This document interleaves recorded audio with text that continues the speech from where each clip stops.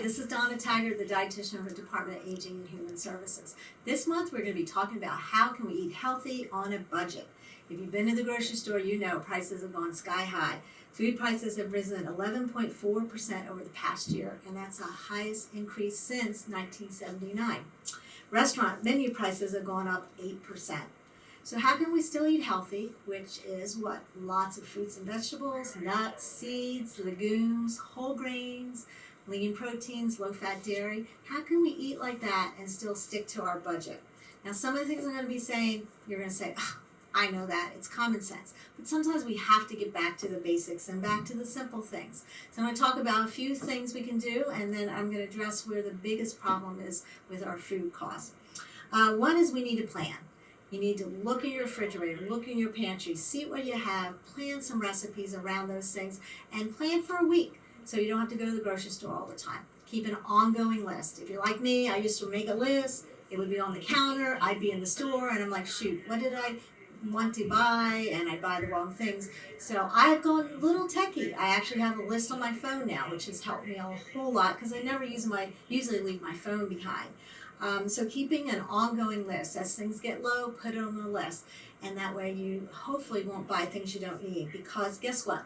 Unplanned purchases increase our bills by 10%. And I'm sure you realize that when you go to the store, you go to buy one thing, you come out with 10 other things. So really have that list. Second thing is in our shopping. The fewer trips we make, obviously we save money. So if you plan and you only go once a week, you're not going to spend as much money. Know your stores, know the prices. That's hard for me. I never can remember anything. But if you're good at that, it's a blessing to know what the cost of milk might be at a certain store. Don't be bebopping around a whole bunch of stores. So pick a few and stay within close distance so you're not spending a lot of money on gas. Shop alone. I know when I take my grandkids, there's things in the cart I would never have bought. When I used to take my husband, and he's like, oh, let's get this. So go alone. Go when you're not hungry. We all know that. Again, common sense stuff. These things can help save us money. If you've gone in the store when you're hungry, you buy all kinds of stuff you would not normally buy. Believe it or not, store brands are 25% less. If you don't like everything as a store brand, pick and choose, but you can really save a lot of money that way. Unit prices, great way to compare things. You might think something's a better price. When you look at the unit price, you'd be surprised. Consider bulk. If you live by yourself or just you and your spouse, maybe share it with somebody else. If you don't want to do that, get family-friendly things and freeze them up in packages. And always buy in season. You're not going to get, if you buy strawberries now, you're not going to get a good price for strawberries in December. You'll still get strawberries, but they're coming from somewhere else. Nowadays, we can get anything we want any time of the year, but that doesn't mean it's a good price. So buy seasonal, and if you can buy local also is a good thing, like going to the farmer's market. Consider those ugly fruits, ugly vegetables. Doesn't matter how ugly they are if you're putting them in a soup, if you're grinding them up in a blender for a smoothie, it doesn't really matter. You can save a lot of money that way. There are actually some companies called Ugly Fruit, Misfits Market, and you can buy all those things at a better price. And one of the most important things to lower our costs, believe it or not, is to prevent food waste. That accounts for 30% of our costs.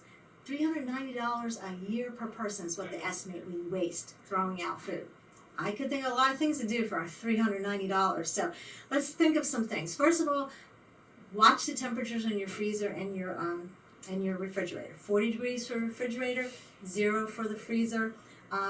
If you don't trust the appliance, get your own little thermometers and put it in there and check them regularly. I can give you a good example. My daughter did not know there was something wrong with the temperature, and all of a sudden she lost everything in her freezer and her refrigerator, and that was quite an expense. So, have those thermometers, check them regularly. Just peruse your refrigerator. You know how things get shoved in the back, and all of a sudden when you find them, they're covered with mold. Be cognizant of what you have. Have a section maybe you designate as this section is things we have to use quickly. And if you're noticing you're not using it before it goes bad, chop it up, freeze it. It's so easy to put frozen, peppers I chop up and I put them in the freezer when I need them for soups. Bananas, when they're starting to get really too ripe, slice them up, put them in on a sheet pan, freeze them, put it in a little Ziploc bag, and boom, you have for your smoothies or whatever. So it's so important to try not to throw things out. Understanding the food product dating is confusing. There is actually no uniform or no regulation as to what those terms mean. So believe it or not, confusion over those can cost 20% of our food waste, because people are like, oh, it says best used by, oh no, it's the next day, throw it out. That is not the case. Best used by is a date, and I'll read this to you, when the manufacturer has determined the product will be at its best in flavor and quality. It does not mean you have to throw it out the next day. It does not mean it's a safety date. It means it's going to be at its peak as far as quality, and it doesn't mean that it's bad. So, be aware of what, things look like when they're starting to spoil. Look for texture and color and stuff like that. But you do not need to throw it out right away. Sell by is on perishables like meat and seafood, and again, that's for the store for its display. It can be used at home for some time later, as long as you're storing it in safe storage protocol. And expires by, believe it or not, is the only federal regulated term, and that's for baby formula. So if it expires by on a baby formula, you toss it. But everything else, you've got a leeway. There is an app called Food Keeper app on the phone or computer. It's developed by the USDA. It's Food Safety and Inspection Services. It will help you realize how long can you keep something, gives you good ideas about that.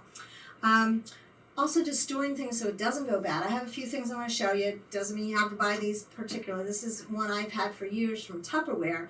You can see all these pictures on the front. So you find, say you have a pineapple and it's a solid circle. You would slide this to the solid circle. It has ridges in the bottom, so it keeps the food lifted up, so less spoilage as quick. Doesn't mean it's going to stay forever in this good, but it really does last longer than normal. One of the ladies comes regularly to one of my senior centers to my talk. She swears by these. This is Debbie Meyer's green boxes. It actually says on here, keep fresh longer. They're all different sizes, and you just put your stuff in here and it will last a lot longer. I don't know quite how it works. Something with whatever's in this that makes it green is keeping the gases that are being emitted by the vegetables as they start to ripen. Also, I've talked about myplate.gov a lot of times. There is on that a app called Shop Simple with MyPlate. You put in your zip code and it finds the savings all in your zip code. It will help you provide ways to make budget-friendly meals, so that's a good thing. You're like, oh man, I want to make this recipe, but it calls for all kinds of crazy things. This is going to help you find basic, inexpensive things to prepare with. And consider, say something needs some weird spice that's, $10 for a little thing. Maybe try going without it, or see if a friend has it. If you're never going to use it again, that's a lot of money to spend for it. So this Start Simple with MyPlate will help with that.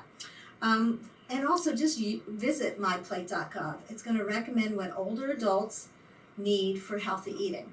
Because let's face it, unhealthy eating, what's that? Lots of sodium, lots of added sugars, lots of saturated fats, is linked with increased rates of chronic disease. That's going to cost you in the long run. So why not consider just eating healthy and, hopefully not having to spend a lot on medical costs.